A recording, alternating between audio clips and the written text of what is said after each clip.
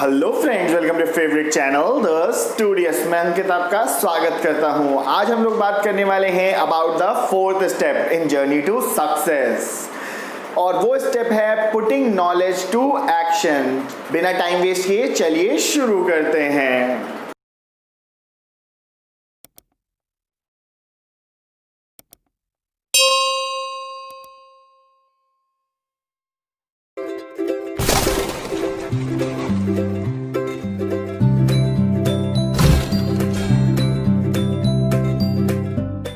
सबने देखा होगा, जब भी हम लोग कोई काम करने वाले होते हैं, किसी भी सिचुएशन को फेस करने वाले होते हैं, हम लोग बहुत सारा मेंटल प्रिपरेशन करके जाते हैं, बहुत ज़्यादा सोच के जाते हैं कि इस सिचुएशन में ये करेंगे, यहाँ पे मेरा एग्ज़ाम आने वाला है, मैं इस एग्ज़ाम में ये करूँगा, ये चीज़ आएगी तो ये लिखूँगा। बहुत सारे प्रिपरेशन होता है और बहुत ही एक प्लानिंग तैयार होती है हमारे दिमाग में। लेकिन 99.9% लोग जब कभी वो चीज़ एग्जीक्यूट करने जाते हैं तो वो उस समय एग्जीक्यूट नहीं कर पाते, वो चीज़ भूल जाते हैं। जब करके आते हैं कहते हैं यार ये तो पूरा गुड़गोबर हो गया, मैं तो सोच कुछ और रहा था और करके कुछ और चला आया। तो ये क्यों हो रहा है? क्योंकि आप अपने नॉलेज को एक्शन में कन्वर्ट नहीं कर पा रहे हैं। ये बहुत बड़ी प्रॉब्लम होती है और हर किसी के साथ लाइफ में आती है। देखिए, यहाँ पर हर कोई इंटेलिजेंट है, हर कोई नॉलेजेबल है, सबको याद है और सबको मालूम है सिचुएशन में ये करते हैं, लेकिन जब वो सिचुएशन आती है तब वो एक्शन नहीं हो पाता।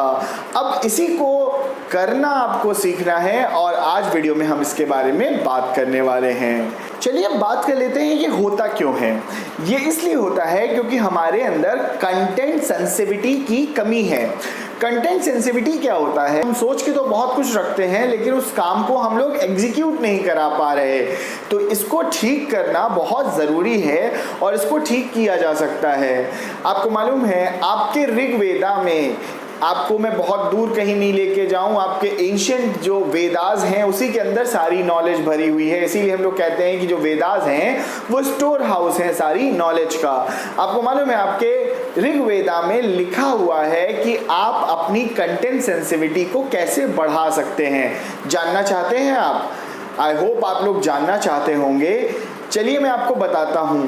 कंटेंट सेंसिटिविटी को बढ़ाने के लिए आप एक प्रोसेस जो मैं आपको बता रहा हूँ उसे आपको लगातार 25 दिनों तक करना है, और जैसे ही आप उसे करेंगे आपको उसकी आदत हो जाएगी।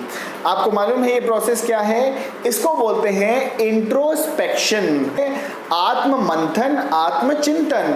अब आपको क्या करना है, सोने से पहले जब आप सोने जा रहे हैं तो अपने बेड पर 10 मिनट आपको अपने दिन भर का इवैल्यूएशन करना है। जब आप कभी भी दिन भर का इवैल्यूएशन करोगे तो आप समझोगे कि दिन भर में आपने क्या क्या किया, और यकीन मानो 25 दिन जब आप इसको कर लोगे तो आप एक कंप्लीटली चेंज्ड पर्सन हो जाओगे।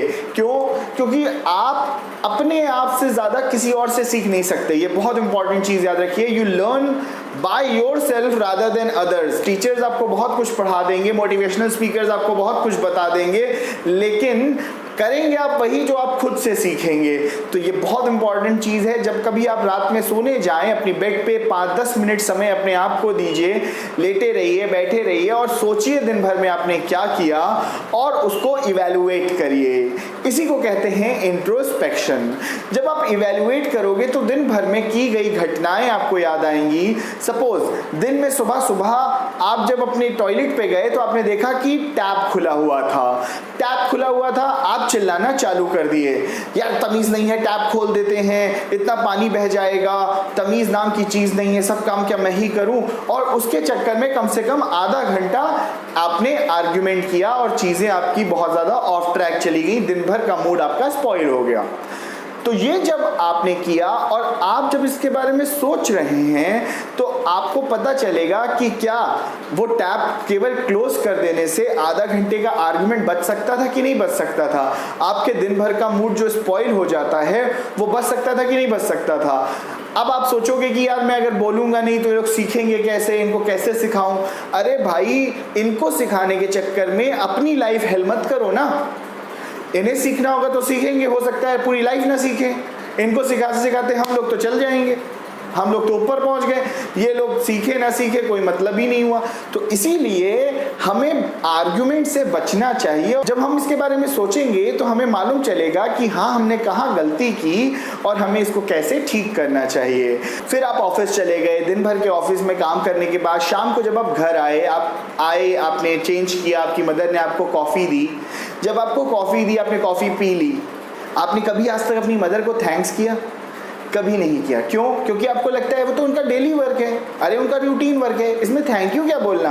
आप जब कोई काम करते हो, अगर बॉस आपको अप्रिशिएट कर दे तो आपको इतना खुश होते हो। तो यार, अगर आपकी माँ ने कुछ अच्छा काम किया, इतनी अच्छी कॉफ़ी बनाई है, तो उसके लिए आप थैंक्स नहीं बोल सकते? एक जेस्चर दिखाओ, लाइफ में खुशी अपने आप आ जाएगी। जेस्चर दिखाना बहुत ज़रूरी है। आपकी माँ है, आपके लिए काम कर रही है, वो कोई सर्वेंट नहीं है। देखिए, जब हम लोग दिन भर का इंट्रोस्पेक्शन कर रहे हैं तो हम लाइफ में दो बहुत इंपॉर्टेंट चीज़ें सीखते हैं। एक तो दूसरों का नज़रिया। देखिए, बहुत इंपॉर्टेंट चीज़ होती है लाइफ में, हर आदमी का पर्सपेक्टिव अलग हो सकता है। आप अपना पर्सपेक्टिव कभी भी किसी पर थोप नहीं सकते। हो सकता है आप जिस बॉटल में देख रहे हो कि पानी आधा भरा हुआ है, दूसरा देख रहा होगा कि आधा खाली है। तो वो दोनों ही चीज़ें सही हैं, आप भी सही हो, दूसरा भी सही है। तो पर्सपेक्टिव दोनों का आपको सीखने की ज़रूरत है और उसके बाद एक्ट करने की ज़रूरत है। इसीलिए लाइफ हमेशा आपको बताती है कि आप कभी भी एक तरफ का मत सोचिए और दोनों तरफ की चीज़ें सोचकर काम करें। सेकेंड इंपॉर्टेंट चीज़, आपको मालूम है कि लाइफ में हम लोग सबसे जल्दी प्रोवोक हो जाते हैं। कोई भी इंसान को प्रोवोक करना बहुत आसान है। आपको एक एग्जांपल बताऊं, एक डॉग का एग्जांपल लेके बताता हूं। एक डॉग होता है, हमारे सबके पास दिमाग है, लेकिन डॉग के पास इतना दिमाग नहीं होता, तभी तो वो जानवर है। आप उस डॉग के पास जाओ, बोलो शू, तुरंत हिल स्टार्ट बार्किंग, बहुत तेजी से वो भौंकने लगेगा ना। अब जब दूसरी बार थोड़ी देर बाद जाओगे, बोलो शू, फिर से वो भौंकने लगेगा। तीसरी बार जाओगे, शिट, फिर से भौंकने लगेगा। तो जब उसके पास दिमाग नहीं है, उसका तो काम ही भौंकना है, वो भौंकने लगा। लेकिन क्या इंसान है हम और हमारे पास दिमाग है तो हम भी वही रिएक्ट करें? तो फिर डॉग और मेरे में क्या अंतर रह गया? तो याद रखिए, do not give the remote control of your life to anybody else. आप अपने आप को प्रोवोक करने का, अपने आप को हर्ट करने का किसी और को चांस ही मत दीजिए और काम रहिए, कूल रहिए एक सिचुएशन में। तो ये बहुत इंपॉर्टेंट चीज़ है। जब आप दिन भर का कंटेंट इवैल्यूएशन करते हो तो आपके अंदर एक कंटेंट सेंसिटिविटी बढ़ जाती है। आप सीख जाते हो कि चीज़ें को कैसे करना चाहिए। चलिए अब एक लाइफ चेंजिंग एग्जाम्पल बताते हुए इस सेशन को आज एंड करते हैं। मान लीजिए एक सिचुएशन है जहां पर मदर फादर आपके हो गए, या जो लोग हस्बैंड वाइफ हैं वो लोग देख रहे हैं। तो जितने भी हस्बैंड और वाइफ हैं वो लोग फुल्ली अग्री करोगे, हस्बैंड और वाइफ में बहुत ज़्यादा आर्ग्यूमेंट्स होते हैं, झगड़े होते हैं। आपको मालूम है, एक छोटी सी बात को लेकर आप जीवन भर झगड़ सकते हो और वो कभी भी सॉल्व नहीं हो। क्यों? क्योंकि हर का पर्सपेक्टिव अलग होता है और अपने पर्सपेक्टिव को ऊपर रखना लोगों की आदत है। तो याद रखिए, इसको सुलझाना बहुत आसान है। बहुत सारे हस्बैंड्स हैं वो सोचेंगे यार एक चुप 100 सुख। बिल्कुल सही है, एक चुप 100 सुख तो सही है, लेकिन साथ ही साथ लाइफ में एक बहुत इंपॉर्टेंट चीज़ है कि चीज़ों में दूसरों के पर्सपेक्टिव को समझिए और एक चीज़ करिए कि लाइफ में हम लोग एक दूसरे को समझें। चाहे वो हस्बैंड वाइफ हो, चाहे वो मदर फादर हो आपके, आप सब एक दूसरे को समझें।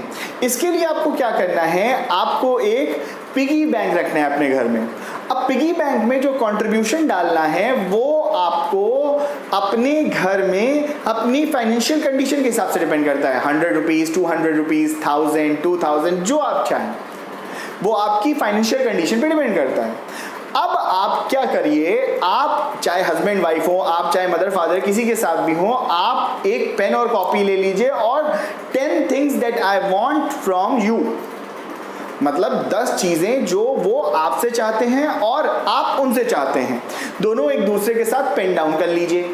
पेन डाउन जब करिए तो एक दूसरे के साथ पेन डाउन करने के बाद इसको पढ़िए और जब आप पढ़ लें तो नेक्स्ट मंथ इसको कोशिश करिए कि इसमें से 3 चीज़ें आप इम्प्लीमेंट करें। और जब भी कभी किसी भी फॉल्स आर्ग्यूमेंट में कोई भी पढ़ता है घर में, चाहे वो हस्बैंड वाइफ हो, चाहे जिसने वो आर्ग्यूमेंट स्टार्ट किया वो उस पिगी बैंक में पैसे डालेगा। और ये याद रखिए, जो महीने भर में सबसे कम लड़ाई झगड़े कर रहा है और सबसे कम आर्ग्यूमेंट्स में इन्वॉल्व है, उसे उस पूरे पिगी बैंक का कंट्रीब्यूशन मिल जाएगा।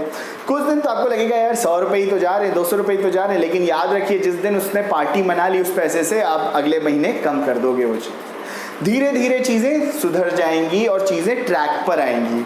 और सबसे इंपॉर्टेंट चीज़ है, हमें सबके पर्सपेक्टिव को समझना चाहिए, क्योंकि हर किसी का पर्सपेक्टिव इंपॉर्टेंट है और हर किसी का पर्सपेक्टिव अपने अकॉर्डिंग चलता है। तो हम किसी को अगर बदल नहीं सकते तो हमें दूसरों के अकॉर्डिंग थोड़ा सा अपने आप को ढालना पड़ता है।